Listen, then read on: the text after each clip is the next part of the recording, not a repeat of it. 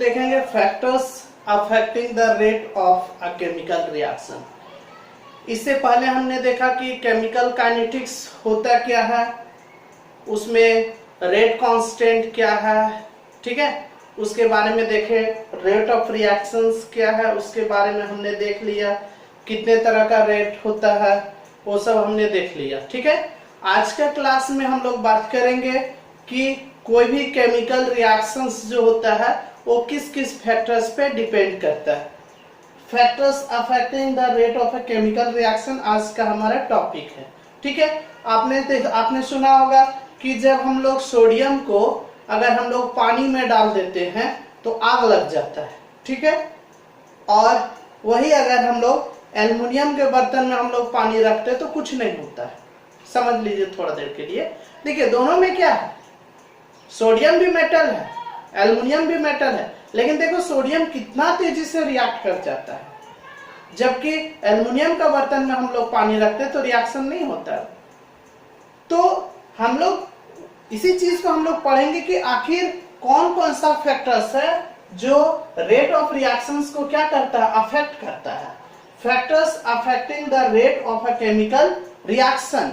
कोई भी chemical reaction जो हो रहा है उसका स्पीड, उसका जो रेट है वो किस किस चीज पे डिपेंड करेगा, ठीक है।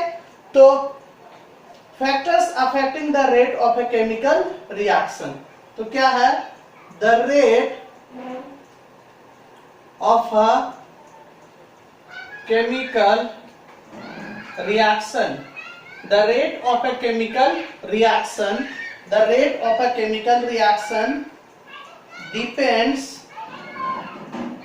upon the following factors. The rate of a chemical reaction depends upon the following factors, जिसमें फर्स्ट जो हमारा है वो नेचर ऑफ रिएक्टेंट है।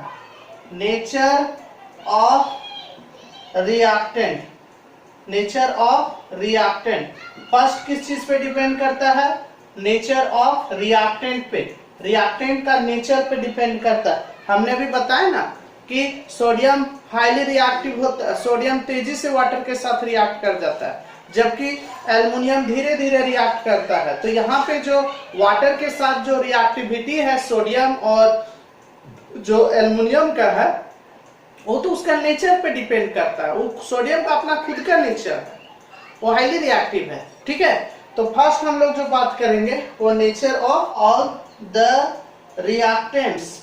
All the reactants all the reactants are not equally reactive. All the reactants are not equally reactive. जितना भी reactant है वो सारा इक्वली रिएक्टिव नहीं होता। All the reactants are not equally reactive, ठीक है। For example sodium reacts violently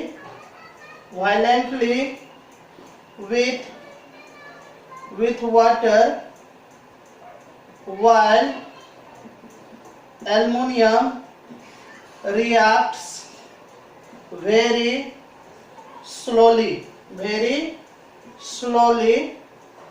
with water। देखिए फर्स्ट पॉइंट आपको समझ में आ गया होगा। पहला जो फैक्टर है वो आपका क्या है, नेचर ऑफ रिएक्टेंट पे, रिएक्टेंट के नेचर पे डिपेंड करेगा। देखिए all the reactants are not equally reactive. जितना भी रिएक्टेंट्स है वो सारे इक्वली रिएक्टिव नहीं होता है। For example sodium reacts violently with water while aluminum reacts very slowly with water। Sodium बहुत तेजी से वाटर के साथ रिएक्ट कर जाता है, जबकि एल्युमिनियम वाटर के साथ बहुत धीरे धीरे रिएक्ट करता है, ठीक है। अब सेकेंड जो हमारा फैक्टर है, सेकेंड जो हमारा है वो है molar concentration of reactant. Second क्या है, मोलर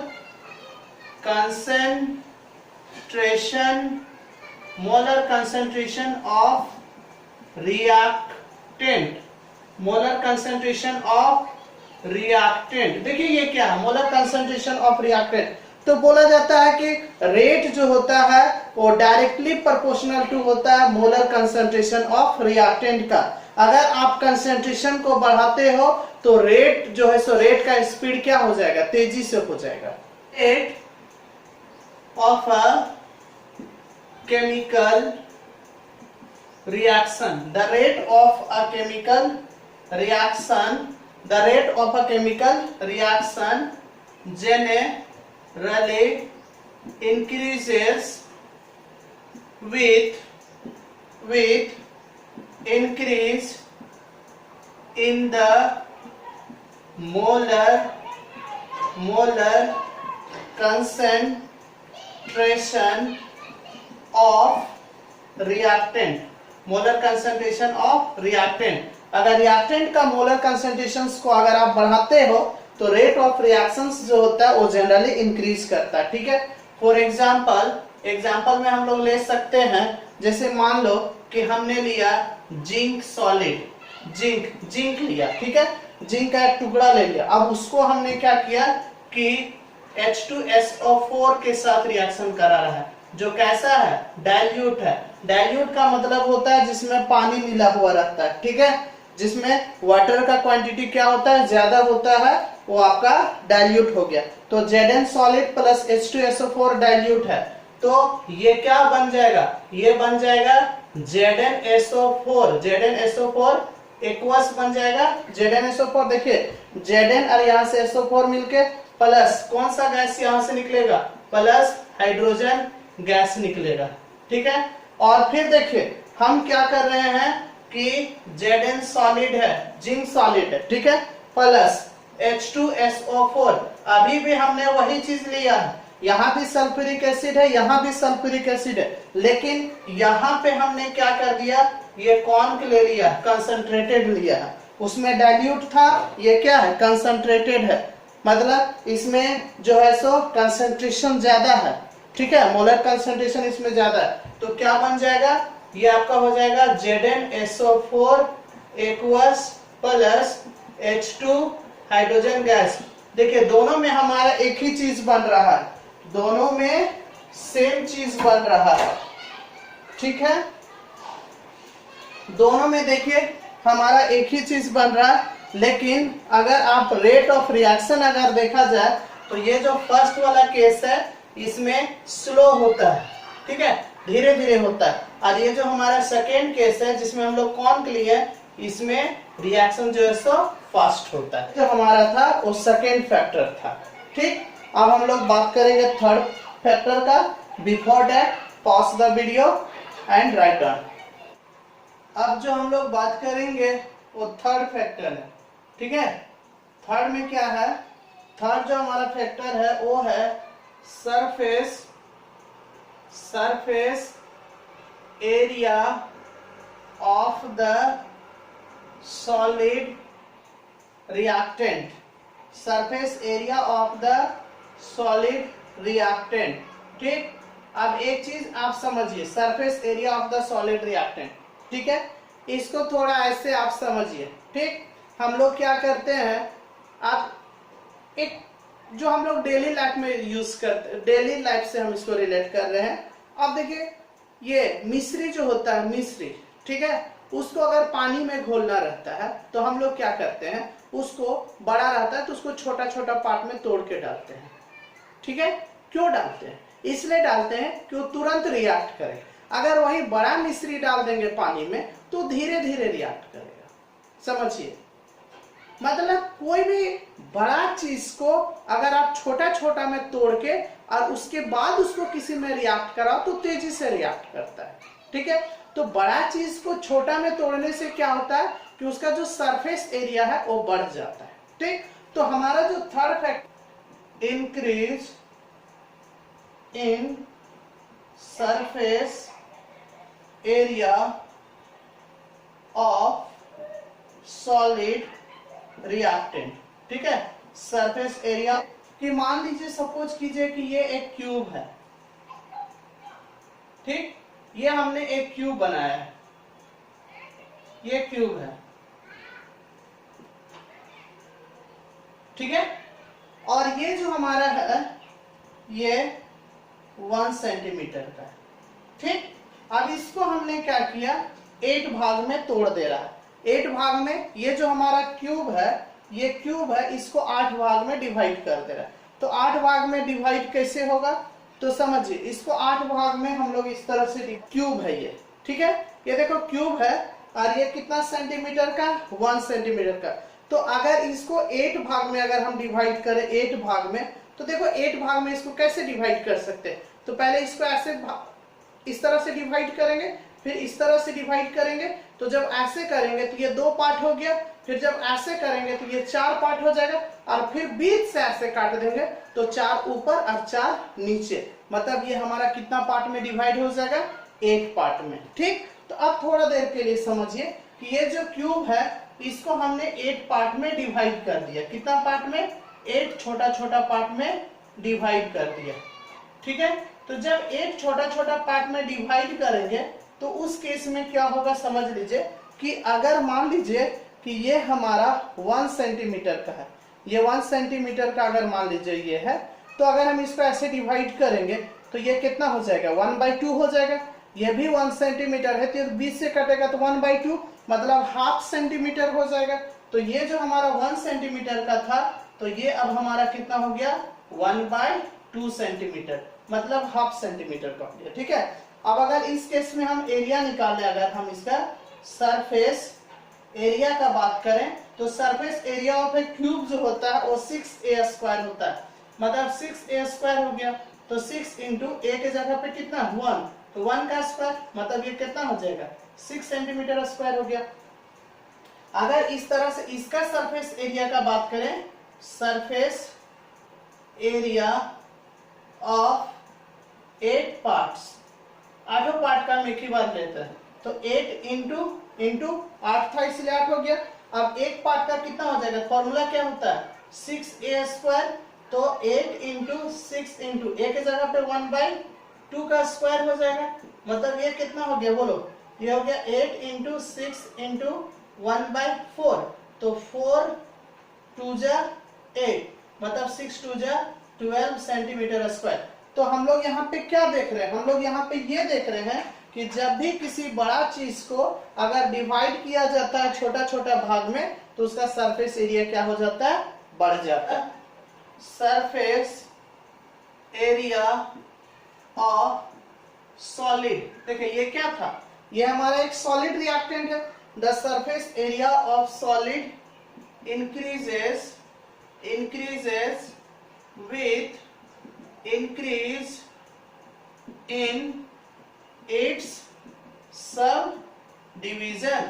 मतलब अगर आप उसको छोटा छोटा पार्ट में अगर डिवाइड कर दोगे, कोई बड़ा चीज को छोटा में डिवाइड कर देते हैं, तो उसे उसका सरफेस एरिया क्या कर जाता है, इंक्रीज कर जाता है, ठीक है। अब इसको हम लोग एग्जांपल से समझते हैं। देखिए एग्जांपल क्या है, सपोज करो कि जिंक हमने सॉलिड ले लिया, जिंक सॉलिड है, जिंक सॉलिड के फॉर्म में बड़ा सा ले लिया, ठीक। उसके बाद उसको हमने H2SO4 सल्फ्यूरिक एसिड, जो कैसा है, डाइल्यूट है, कैसा है, डाइल्यूट है, इसके साथ रिएक्शन कराया, तो क्या बनेगा, ये हो जाएगा ZnSO4 एक्वस प्लस कौन सा गैस निकलेगा, हाइड्रोजन गैस, ठीक, वहां पे निकल गया। अब देखिए, अब इसी जिंक को हम क्या कर रहे हैं, जो बड़ा था उसको छोटा छोटा में तोड़ दिए, मतलब जिंक को हम लोग डस्ट बना दिए, उसको छोटा छोटा पार्ट में तोड़ के, प्लस अब उसी सेम पहले जो हम लोग सल्फ्यूरिक एसिड लिए थे उसी से फिर रिएक्शन करा रहे हैं, H2SO4 डाइल्यूट से ही, तो क्या बनेगा, इसमें भी वही चीज बनेगा, ZnSO4 एक्वस प्लस कौन सा गैस निकलेगा, हाइड्रोजन गैस, ठीक है। लेकिन इस केस में क्या होगा कि ये जो पहले वाला जो केस था उसमें ऐसा देखा गया कि रेट ऑफ रिएक्शंस जो होता है ये स्लो होता है, धीरे धीरे होता है, और इसमें देखा गया कि रेट ऑफ रिएक्शंस जो था वो क्या था, फास्ट था, ठीक है। इसका मतलब ये हुआ कि जो हमारा रेट ऑफ केमिकल रिएक्शन है वो सॉलिड सरफेस के किस चीज पे डिपेंड करता है? उस सॉलिड के सरफेस पे डिपेंड करता है। अगर सरफेस अगर ज्यादा होगा, सरफेस अगर ज्यादा होगा तो रेट ऑफ रिएक्शंस भी क्या होगा? ज्यादा होगा। अगर सरफेस कम होगा तो रेट ऑफ रिएक्शंस भी क्या होगा? कम होगा। बीइंग एब्जॉर्ब, ठीक है। आपने बहुत सारा फोटोकेमिकल रिएक्शन होता है, तो फोटोकेमिकल रिएक्शंस में क्या होगा कि जितना ज्यादा वो लाइट का इंटेंसिटी जितना ज्यादा होगा तो उसमें रेट ऑफ रिएक्शन जो है क्या होगा? उतना ही फास्ट होगा, ठीक है। तो the rate of a photochemical reaction increases with increase in the intensity of light being absorb. तो कोई भी फोटोकेमिकल रिएक्शंस जो होता है तो उसमें क्या करता है कि केमिकल्स क्या करता है? लाइट को क्या करता है? एब्जॉर्ब करता है। अब जिस लाइट को एब्जॉर्ब कर रहा है, अगर उस लाइट का अगर इंटेंसिटी ज्यादा होगा तो रेट ऑफ केमिकल रिएक्शंस भी क्या होगा? ज्यादा होगा। केमिकल रिएक्शंस का रेट ज्यादा होगा, ठीक। Colour light, intensity of red colour light, ठीक है। The rate of a photochemical reaction increases with increase in the intensity of light being absorbed. The rate of photosynthesis increases with increase in the intensity of red color light. Catalyst, ये हमारा है catalyst. देखिए catalyst क्या होता है? Catalyst एक तरह का सब्सटेंस होता है जो रेट ऑफ रिएक्शंस को बढ़ाता है। रेट ऑफ रिएक्शंस को क्या करता है? बढ़ाता है, और उसमें किसी भी तरह का कोई चेंज नहीं होगा। मतलब रिएक्शंस के स्पीड को बढ़ा देगा, रिएक्शंस के स्पीड को बढ़ा देगा, लेकिन अपने में उसमें कोई फर्क नहीं पड़ेगा। कैटलिस्ट जिस तरह से है एज इट इज रहेगा, ठीक है। तो कैटलिस्ट क्या करता है? कैटलिस्ट जो है सो रेट ऑफ रिएक्शंस को क्या करता है? बढ़ाता है, और अपने में उसमें किसी भी तरह का कोई चेंजेस नहीं आता है, ठीक है। तो कैटलिस्ट क्या है? तो कैटलिस्ट जो होता है, the catalyst increases the rate of a chemical. The catalyst increases the rate of a chemical reaction itself remaining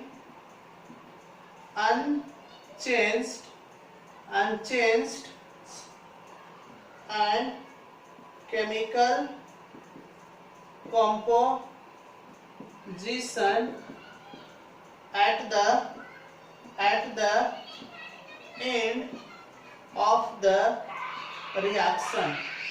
end of the reaction, ठीक है। देखिए क्या बोलता है? The catalyst increases the rate of a chemical reaction itself remaining unchanged in mass and chemical composition at the end of the reaction। मतलब catalyst वो substance होता है जो रेट ऑफ रिएक्शंस को बढ़ाता है और उसमें किसी भी तरह का कोई चेंज नहीं होता। देखो, itself remaining unchanged in mass and chemical composition at the end of the reaction, ठीक है। इस कैटलिस्ट के बारे में हम लोग फिर इसमें एक लास्ट टॉपिक जो है, इसमें लास्ट में हम लोग फिर इसके बारे में पढ़ेंगे, कैटलिस्ट के बारे में डिटेल से कि आखिर कैटलिस्ट करता क्या है, ठीक है। अभी हम लोग को जो फैक्टर है उसमें हम लोग को उतना डिटेल से नहीं जाना है, ठीक। तो कैटलिस्ट समझ में आ गया क्या है? कैटलिस्ट क्या होता है? The catalyst increases the rate of a chemical reaction itself remaining unchanged in mass and chemical composition at the end of the reaction, ठीक है। और एक हमारा लास्ट जो फैक्टर है, ठीक है, वो हमारा टेम्परेचर है। तो सबसे पहले क्या कीजिए, इसको आप पॉज करके लिख लीजिए, उसके बाद हम लोग नेक्स्ट देखते भी क्या करता है? रेट ऑफ रिएक्शंस को बढ़ाता है।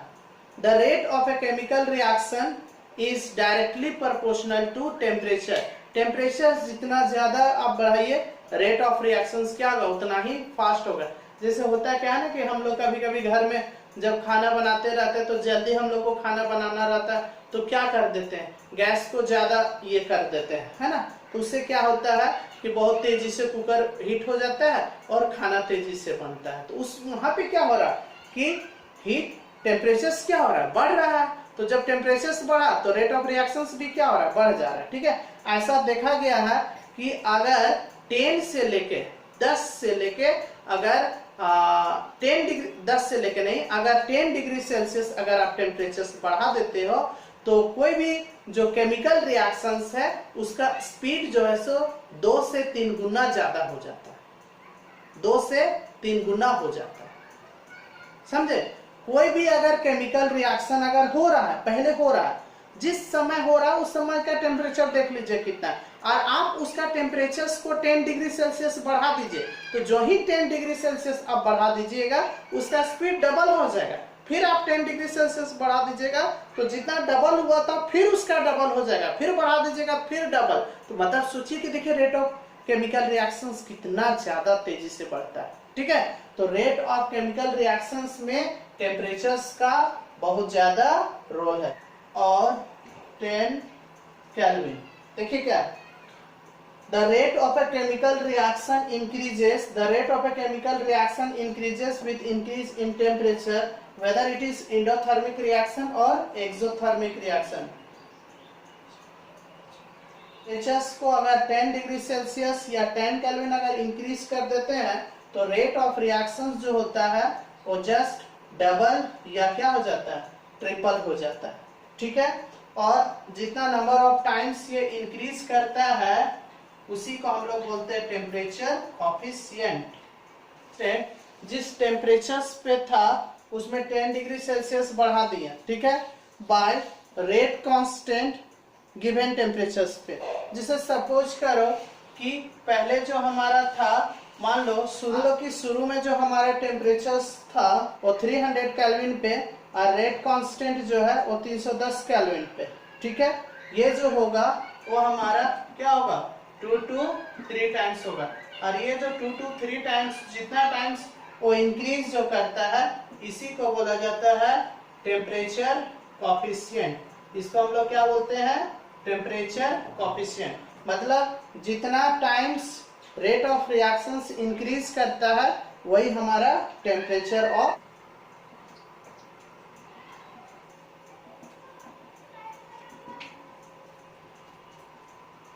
the number of times by which the rate of a chemical reaction increases on increasing temperature by 10 degree Celsius is called temperature coefficient। तो यहाँ पे कितना टाइम, शुरू में हमने जब 300 केल्विन लिया था तो उस समय जो रेट ऑफ रिएक्शंस जो था, जब हम टेम्परेचर्स को 10 डिग्री बढ़ा के 310 कर दिए तो उस समय जो देखे जो पहले जो रेट ऑफ रिएक्शंस जो था उसका क्या हो जा रहा है, डबल हो जा रहा है। ठीक है, तो टेम्परेचर्स का बहुत ज्यादा रोल है। तो ये हमारा बहुत ही इंपॉर्टेंट टॉपिक था, ये ओवर हो गया। ठीक है, इसको ये आपका एग्जाम में श्योर 3 मार्क्स में कई बार आ चुका है, 3 मार्क्स में कई बार आ चुका है। ठीक है, इसलिए आप इसको वीडियो को पॉज करके नोट्स तैयार कर लो। ठीक है, चलिए।